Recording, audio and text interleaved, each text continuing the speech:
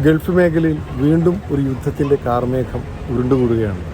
ഇസ്രായേലിൻ്റെ രാജ്യ താൽപ്പര്യങ്ങൾ സംരക്ഷിക്കാനും അതേപോലെ പശ്ചിമേഷ്യയെ മുഴുവനും സ്വന്തം രാഷ്ട്രത്തിൻ്റെ കീഴിലാക്കാനും വേണ്ടിയുള്ള ഇസ്രായേലിൻ്റെ വലിയൊരു കർമ്മ പദ്ധതിയുണ്ട്.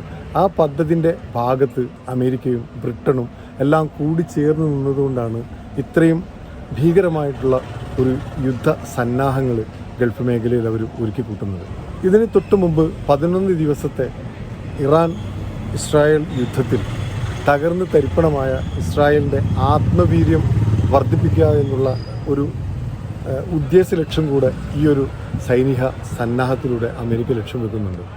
തീർച്ചയായിട്ടും നമ്മുടെ പ്രവാസികളായിട്ടുള്ള ലക്ഷക്കണക്കിന് പ്രവാസി സുഹൃത്തുക്കളുണ്ട് ഗൾഫ് മേഖലയിൽ ജോലി ചെയ്യുന്ന ഇന്ത്യക്കാർ, അതേപോലെ അവരുടെ കുടുംബങ്ങൾ, അവരെ ആശ്രയിച്ച് മാത്രം ജീവിക്കുന്ന കുടുംബങ്ങൾ, ഇവിടെ ബിസിനസ് സ്ഥാപനങ്ങൾ.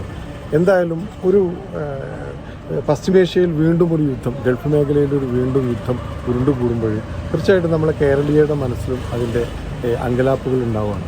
പക്ഷേ എന്തുകൊണ്ടോ രാഷ്ട്രീയ കക്ഷികളോ അല്ലെങ്കിൽ രാഷ്ട്രം തന്നെയോ ഇതിനെതിരെ ഒരു ശക്തമായ ഒരു അഭിപ്രായ സമന്വയം ഉണ്ടാക്കുകയോ അല്ലെങ്കിൽ അമേരിക്കയ്ക്കെതിരെ അല്ലെങ്കിൽ ഒരു യുദ്ധം വേണ്ട, അത് മനുഷ്യ കുലത്തിന് തന്നെ ഒരു പ്രശ്നമാണ് എന്ന തരത്തിലുള്ള ഒരു നയതന്ത്ര സമീപനം സ്വീകരിക്കാൻ രാഷ്ട്രത്തിന് ഇതുവരെ കഴിഞ്ഞിട്ടില്ല. അത് വളരെ ഖേദപൂർവ്വം പറയുകയാണ്.